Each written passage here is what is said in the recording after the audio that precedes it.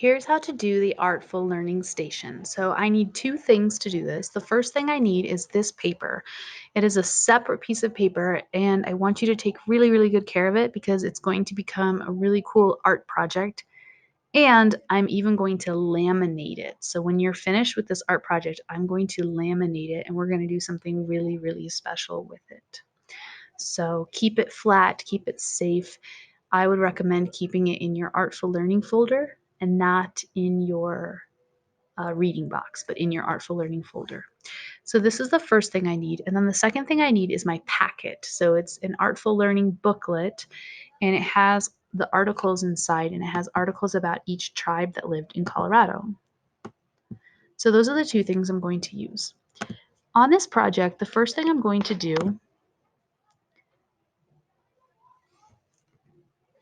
is label a few things. I'm going to label the Rocky Mountains because that's a big distinctive feature of the Colorado landscape.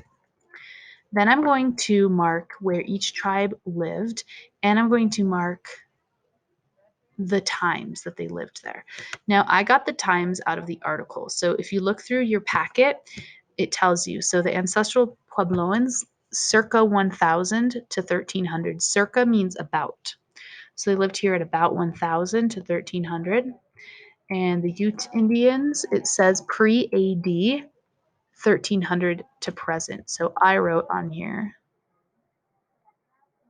about 1100 to present. Cheyenne 1800s and Arapahoe 1800s to present. To present means they still live here.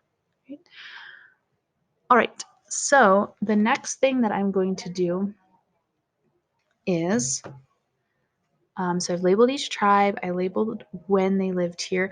I also drew a little line here to show where the Ancestral Puebloans lived because they lived in this whole Four Corners area, and they also lived in Utah, Arizona, and New Mexico. But I did it really softly. Everything I'm doing really softly because this is an art project, so I want to use pencil. I spent a lot of time on this, and I want you to really take care with this project. All right. The next thing I did is I picked a tribe to start with. So I chose to start with the Ancestral Puebloans. They were here first. And I'm going to open my packet to this page. It's orange, and I'm going to read. And I'm looking for things I can put into my artwork. So as I'm reading, I find things that I can draw or things that will work for my project. And I highlighted them. So you will need a highlighter in order to mark this. So I learned that the Ancestral Puebloans used the yucca plant to make sandals. That's right here. They ate corn, beans, and squash, and they hunted rabbit, they hunted deer, they kept turkeys. I learned that they live in pit houses, and I knew that from my earlier research. And then later they built these cliff houses. So they built palaces in the cliffs. They started in pit houses, and then they moved to the cliffs. So all of that, those are all things that I am going to put onto my artwork, onto my map. And you can choose what to put onto your map. But you do need to at least include something about what they ate, where they lived, and one other thing. So at least 3 symbols or drawings for each tribe. Here's what I drew. So I drew a little palace, and in my packet, there is a page that will show me how to draw this. So I flipped over to the back and looked at it for inspiration. I drew a yucca plant and I Googled it. So I Googled a picture of a yucca plant, and I didn't spend a ton of time looking at pictures. I just found one and I used it to draw it. I drew pottery because the Puebloans made really beautiful pottery. I drew corn, I drew a deer, and I drew a rabbit. And if you're wondering how to draw a deer, you can look at this video right here. You can pause it and look to see. I used circles to draw the body and connected the circles. Same with the bunny. So that's what I drew for the Ancestral Puebloans. And remember, I do need to include their name, the time they lived here, and I need to put them in the correct spot. Then I'll move on to my next group. And if you do one group a day, then you'll have plenty of time. So if you just do one group, don't color anything yet, just do your drawings for one group. Then the next day you can do your next group. But if you get ahead, that's fine. So now I'm going to read about the Ute Indians. And I wrote down a lot for them. So I learned that They lived in a structure called a wickiup, and it looked like this, and it's sticks that were tied together.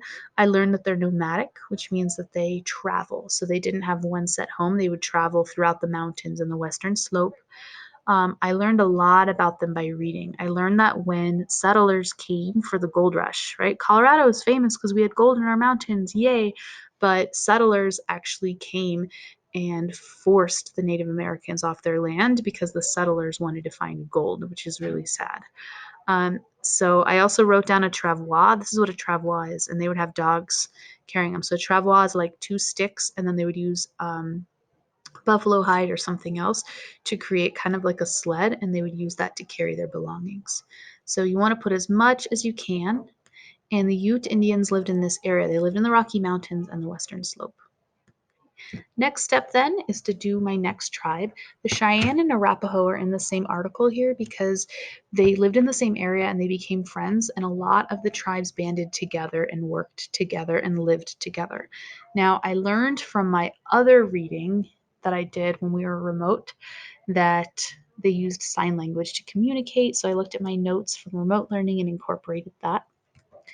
So I drew a ton for them. So I wrote Cheyenne, 1800s to present, Arapahoe 1800 to present. They became friends. I drew teepees because they lived in teepees. I drew more travois, which are these sleds they used. They had a treaty with the U.S. government. The U.S. government broke it. I learned that the Cheyenne and Arapahoe used to live further east in what is now called the United States, but the settlers, so white settlers, forced them to move to Colorado, and that's how they got here. They were forced here, and they used to be fishermen, but they had to come to Colorado where there's no oceans, and they had to completely learn a new lifestyle. And so they learned how to be horse riders, and they learned how to hunt, and they hunted the buffalo. Um, in your reading, you're going to read about a massacre that happened in 1864. You're going to read about the buffalo and what happened to them. So you want to put as much as you can. Okay. And in your packet, I also gave you an example of a teepee and an example of a buffalo, and you can use that to practice drawing. I really want you to take your time on this. Notice how lightly I drew everything. Okay. I really want this to be a really beautiful art project. So I'm really taking my time on it. Then I grabbed a pen, and I'll give you a pen when that time comes, and I traced everything with a pen. Then I went back and I highlighted the most important information. So I grabbed a highlighter and I highlighted the four most important tribes, or the four tribes. And then I made sure to label the regions of Colorado and highlight those too. So we've got the San Luis Valley down here, Western Slope where the Ute lived, Rocky Mountains, Front Range, and the Eastern High Plains, which is where the Cheyenne and Arapahoe lived. And then I picked another color to highlight those. So I really want these details to stand out, the four tribes and the five regions. And then I colored, and I had a ton of fun coloring it, and I'm going to go back and shade it some more. I shaded Mesa Verde down here and colored the corn, and I really took my time. And then I even went back and did kind of a background color, which you can do if you want to, and I made this part green for the Cheyenne and Arapahoe, this part blue, and this part pink.